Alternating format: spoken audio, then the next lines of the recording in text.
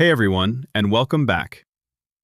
For expectant parents, the anticipation of the baby's gender is often one of the most exciting and sometimes nail-biting aspects of pregnancy. Everyone loves to guess, and there's a whole world of folklore and old wives' tales dedicated to predicting whether you'll be painting the nursery blue or pink. Today, we're diving into some of those popular beliefs, specifically signs that some people believe may indicate the arrival of a baby boy.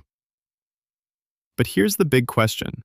Are any of them actually true, or are we just having a bit of fun with tradition?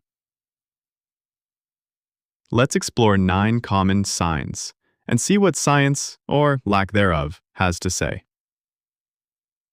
First up, the fetal heart rate. According to popular belief, a heart rate lower than 140 beats per minute is one of the classic signs you're having a baby boy. You'll hear this one everywhere. However, this is largely a misleading claim with no solid scientific research to support it. It's absolutely essential to note that variations in fetal heart rate can occur naturally throughout pregnancy, and even throughout a single day, depending on the baby's activity level and gestational age. A normal fetal heart rate typically ranges from 110 to 160 beats per minute, and it's not a foolproof indicator of gender. So, while your doctor will monitor the heart rate for health, don't use it for your gender reveal party just yet.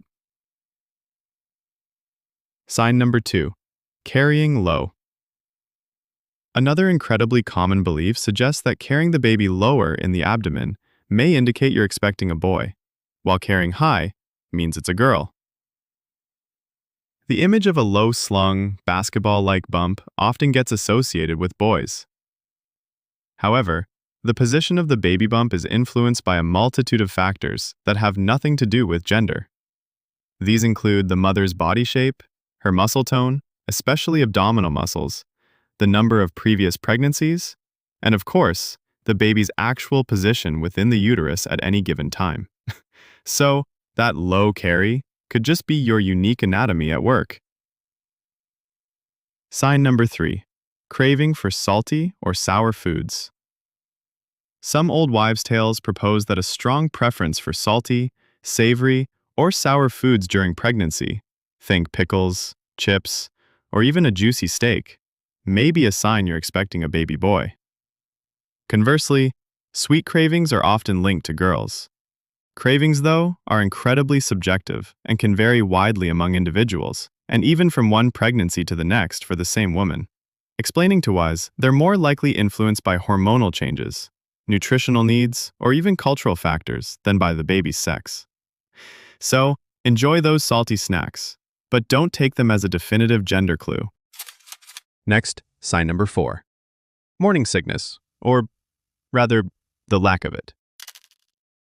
There is a persistent belief that if you are not experiencing significant morning sickness or nausea, it's a sign that you are carrying a baby boy.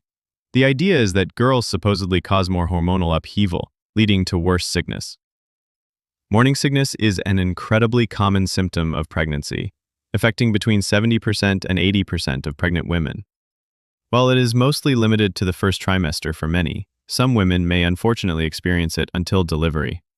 Hormonal changes, particularly rising levels of HCG and estrogen, are believed to be the primary cause, not the sex of the baby. So, a smooth first trimester doesn't automatically mean blue. Sign number 5. Skin and hair condition. This one's a bit of a beauty myth. Good skin health with blemish-free and pimple-free skin are sometimes touted as signs you are pregnant with a boy. The mother will also supposedly have longer and more lustrous hair if she is carrying a boy, the pregnancy glow attributed to boy hormones. Conversely, girls are said to steal your beauty. The truth? There are absolutely no scientific studies to support these claims. Changes in skin and hair during pregnancy, whether for better or worse, are due to the significant alteration in hormone levels. These hormonal changes can result in clear, glowing skin and thicker hair for some, or acne and even hair loss for others, completely irrespective of the baby's sex. It's a very individual reaction. Moving on to sign number 6. More active fetal movements.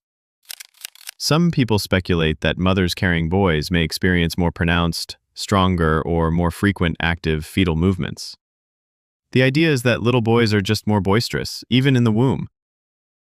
However, fetal activity varies widely and is influenced by the baby's individual temperament, their position, the time of day, and even what the mother has recently eaten, rather than its gender. Some babies are just naturally more active than others, regardless of whether they are a boy or a girl. Sign number 7. Mood changes, or the lack thereof. Some people believe that you are not prone to significant mood swings if you are carrying a boy, but you will be on an emotional roller coaster if you are pregnant with a girl. Again, there is no scientific evidence whatsoever to suggest this. Mood swings during pregnancy are primarily due to the dramatic hormonal fluctuations, as well as the physical discomforts, fatigue, and natural anxieties that come with expecting a baby. And these can affect any pregnant person, regardless of the baby's gender. Sign number 8. Pattern of weight gain. Some people believe that when you carry a baby boy, the extra pounds are mostly visible at the stomach, resulting in that forward projecting bump. But when you are carrying a girl, the weight is supposedly distributed all over your body, including your face, hips, and thighs.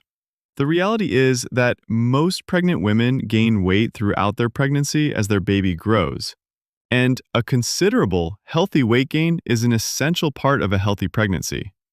Where that weight is distributed is more about your individual body type, genetics, and overall weight gain, and is not determined by the sex of the baby. And finally, sign number 9, cold feet. Yes, literally. There is a popular, albeit rather odd, belief that if you constantly have icy cold feet during pregnancy, it is an indication you are carrying a baby boy.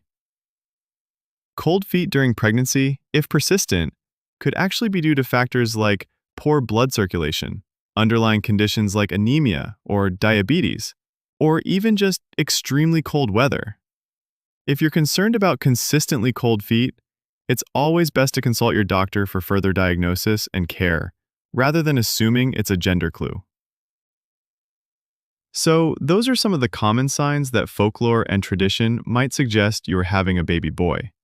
But as we've discussed, almost all of these signs lack any real scientific validation. They are fun to talk about, and many of us have heard them from our mothers or grandmothers, but they shouldn't be taken as serious predictors.